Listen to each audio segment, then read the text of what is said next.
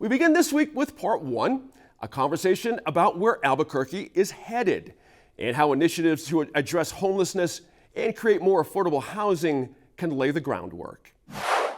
Mayor Tim Keller, thanks for being here today on New Mexico in Focus. Good to be with you today. Now, in your State of the City speech on Saturday, you painted a picture of a city on the upswing in several key areas: public safety, economic development, addressing homelessness and the affordable housing crisis. In a nutshell, what were some of the key data points that informed the tone of that speech? Well, I think we're seeing really the power of us making a difference in Albuquerque. And it's something that we really, after the pandemic and what we've been through, even with inflation, and there's been a lot of tough times. But for the first time, a lot of our indicators are starting to go in the right direction. Now, slightly, and we're coming, from a place that isn't great. So, but I think there is some light that we're seeing, and that's what it's all about. And so it's things like the Gateway Center being able to open this year. That will take care of 1,000 people a day when it's done, and provide health, healing, addiction services, and housing. So we see that. We see our community safety department this summer should be now operating 24/7. It's taken 32,000 calls away from APD, giving people the right help at the right time. So when you layer these things in, and then on top of the fact that even some of the crime indicators, we're using a very different approach for crime fighting than we have in the past, highly technology driven, and it's a lot about using civilians when we can to free up officers to take calls. You sort of put these together with some larger built environment announcements. I mean, the Film Academy coming to the rail yards. I mean, we've been waiting for something at the rail yards for 40 years.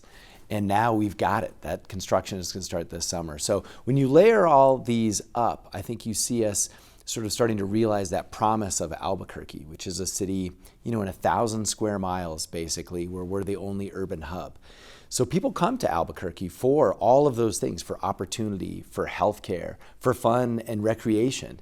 And even things like we're doing with the rail trail to reconnect our neighborhoods and provide a new landmark that will really define our city, much like the tram or the zoo. These are things that are coming in the next few years, and so we're starting to break ground on them and see that progress happening. And I think that's helping lift up Albuquerque. And lastly, I just touch on downtown. Again, long ways to go, but I think folks would agree, since we did some of our work with the business partners and the TEAM program and have worked on housing and support services, downtown is definitely better than it was this time last year or 6 months ago. Long way to go, absolutely. But again, I think you see us turning that corner. We'll get into a lot of those specifics in a minute, but I want to start with homelessness as one of the issue areas.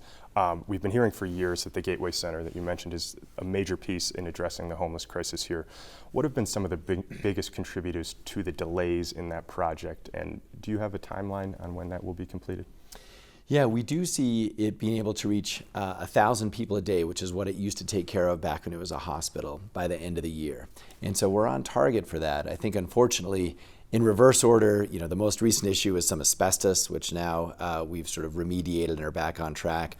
Before that, it was a big zoning battle with, the neighborhood around it didn't want it. And so that had to go through the process that delayed it for quite some time. But what you see around this is the Gateway is part of a spectrum of things that we're trying to do around housing and homelessness. So that's just a 24/7 drop-off where we can take people, no barriers, and then they're connected with different services, whether it's housing or job training or addiction or treatment. And so it literally is a gateway. That's why we call it that. So it's a gateway to other services by other providers. Now let's talk about so-called safe outdoor spaces for a minute. They had been called that in the past, and I know you had been critical of city councils back and forth on do they like them, do they not like them, since the Coronado Park situation last year. What's your thinking on them now, and how do you see them fitting into the larger puzzle of solving the homeless issue here? So I do view, we want every tool in the toolkit, and so it's helpful to have a safe outdoor space tool. Now, we've rarely used it. We did use it twice, especially for these drive-up areas for people living in their cars, and I think those were very successful. Now, in terms of having sort of this broader setup like you see in Denver and something like that, basically the restrictions that council put on it make it almost impossible for a nonprofit to run. So every nonprofit that tried couldn't meet the criteria they set up. So they're not really feasible at this point to the scale I think people had intended, but that's by ordinance, so it is what it is. But I'm so glad we have variations of it available should we need it, because we definitely need every approach we can to this challenge. Now, several folks who used to camp at Coronado Park are suing the city, and I just wanted to ask about the core contention there, that the city's made it impossible for people to be anywhere outside of the shelter context. Is that accurate? Well, all you have to do is drive around Albuquerque. It's definitely not accurate. I mean, there are people outside the shelter construct all over our city, for better or worse. So I think that's just not true. So I do know that court case is almost resolved.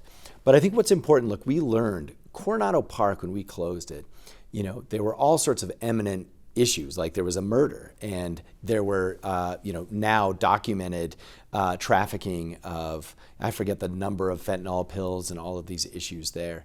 So we had to do what we had to do there. But what we saw at first, and I think it's first in Indian School or second in Indian School, we did that very different. We used the Houston model, a housing first approach, where we actually got something like 80%, maybe even 90% of them into a place where they can sleep, like directly.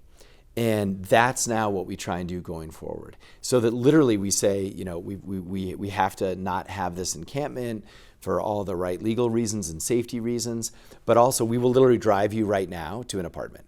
And that's what we were able to do there. So I think we figured out a way to do this in a much better way, and that's the model we're going to use going forward. Back to the court case, just briefly. Why do you think it's almost over? It was just an update I got that said that we're in pretty sound legal grounds for what we had to do. But again, we'll see. It's obviously up to a judge. Sure. Now, many unhoused people, you mentioned 80-90% were able to get into shelters, but we obviously know that some people refuse to go into shelters, whether it's out of fear or other reasons. What is the solution there for those people?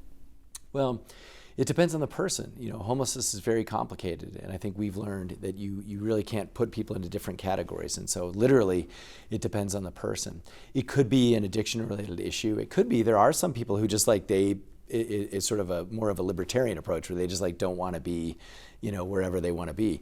So, that's always the most difficult situation. But what we're trying to do is solve the other end, which is for the vast majority of people who want to be off the street. My approach is, let's help them and let's get them off the street. And then if, one day we only have people who meet that criteria, we'll deal with that. But right now, if I can get half the people off our streets into housing, I'll take that. So that's what we're focused on. Okay.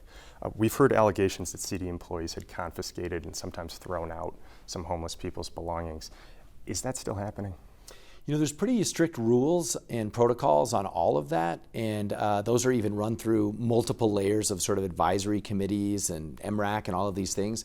So I'm not aware of any specific violations. I know there's always rumors and myths about everything. If there are, we'll certainly hold them accountable, but there shouldn't be.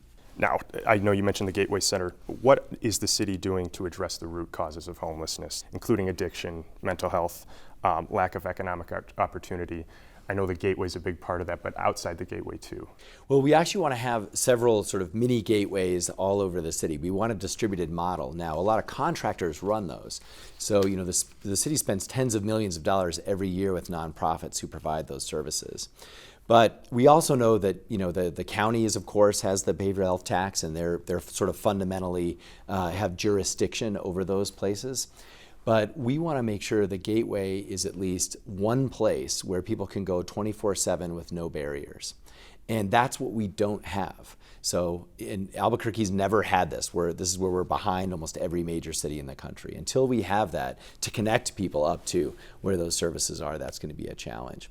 But look, the other things that we're doing, we've got to build our housing stock. I know you mentioned that, but if we need 30,000 units, clearly, the answer is a place to sleep at night that's safe and has some services. It's not, essentially saying that we can't. Housing and homelessness are definitely related. So we're working on that piece. And then the new ACS department. So we're making sure that at least the people who do need help are getting social workers who come out to them. and meeting them where they're at, walking with them on their journey. That's what that department's all about. And this is, the first of its kind in the country. So I think these things, when you put them together, you see at least that Albuquerque has some answers. And a lot of the cities around us, they're swallowed by these problems, or they're just overwhelmed by homelessness and crime. And I think this is where part of the state of the city is about our promise is still alive. Like, we still have a chance in Albuquerque to actually have a vibrant, incredible city. Some of these other cities right now are just completely caving under these issues. And so that's why we've got a fighting chance here. And that's why we are fundamentally and cautiously optimistic. The 30,000 units, I want to get there, and housing. What's your number one priority for creating more affordable housing to shrink that gap? So we know when you have a gap that's 30,000, the city, what we're owning is we're saying, let's take these old hotels and convert them into apartments. And so we have one underway right now. About 100 units are going to be finished in just a few months. And we're looking at our second purchase pretty soon. So we're going to do what we can, pending funding, to sort of lead the way and demonstrate how to do that. But when you need 30,000 units, like 100 at a time isn't going to get you there. And so that brings us to this zoning discussion, which is now in front of council. June 5th, they're going to have a very tough decision. And it's really going to be, are we going to have a zoning code that we do now, which is very restrictive, very outdated, and it essentially incentivizes suburban sprawl, which will then hollow out our core. So that's where we're going unless we change it. And what we're proposing is to change it to really fill in and sort of fill up a little bit. And the biggest thing, ironically, is casitas. It's a place for your grandparents or like your adult kid. That is the single biggest thing we could do. But there's other things about converting commercial real estate into residential. So converting empty office buildings to apartments, and then converting hotels to apartments. All those are things we can do to incentivize, I think, a vibrant city that truly delivers on this idea that Albuquerque is sort of supposed to be the urban core for New Mexico. If that vote doesn't go your way, what's the next step then at that point? Well, I will say this. First off, I hope at least some of it and the majority of it passes. I mean, we're open to amendments, we're open to changes, so I do really hope it's not sort of throwing the baby out with the bathwater on this. That would be devastating for our city. Now, we'll just have to see, actually. That's what I'll spend the summer doing if it fails, is coming up with a new plan. But look, it took us about 3 plans to figure out film center at the rail yards. We're on round 2 of a stadium. And so I think folks have learned also, we're on like round 8 of the Gateway. I'm not going to give up, and I'll keep problem solving until we get it right. Now, HUD data shows that rent in Albuquerque is at more than 30% in 3 years. How can people afford to stay in a city if that continues? And is adding more housing the solution that solves that? So fundamentally, that price is driven by supply and demand. And I think that's something, over time that has just become clear in every city in America. So yes, we have to add to the supply. Now, the key is we need to add to the supply at sort of all the different price points where there's rental pressure. And so again, that's why the city's really focused on that sort of supportive and affordable end. But we also need the private sector just to have more units. And it's also, I think, this does go back to 2008 and this notion of like, what size of house should people have and this kind of thing. And, I want to hopefully understand that like what Albuquerque doesn't need is just a bunch of track houses like out in the middle of the mesa. Like we need, planning around neighborhoods, around schools, around public safety, and we need all sorts of sizes of houses to match where people are at. And of course, that was a big mistake that America made in 2008. Rent stabilization measures failed at city council. They failed in the state legislature. What other concrete steps can your administration take to curb the spikes in rent before we fill out the housing market, as you say? We actually have a rent support fund, which is something we've been putting money into. And so I would encourage people to reach out to the city if they want access to that. So one of these is we can sort of buy time for people.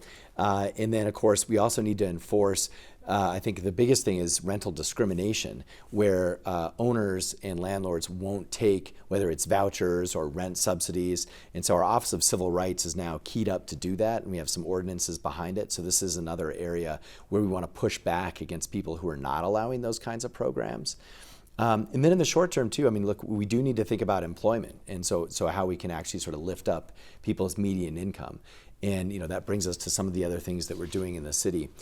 So those are different ways we can help. And unfortunately, like for better or worse, the state law is what it is. So unless that's changed, we can't do anything directly with rental prices.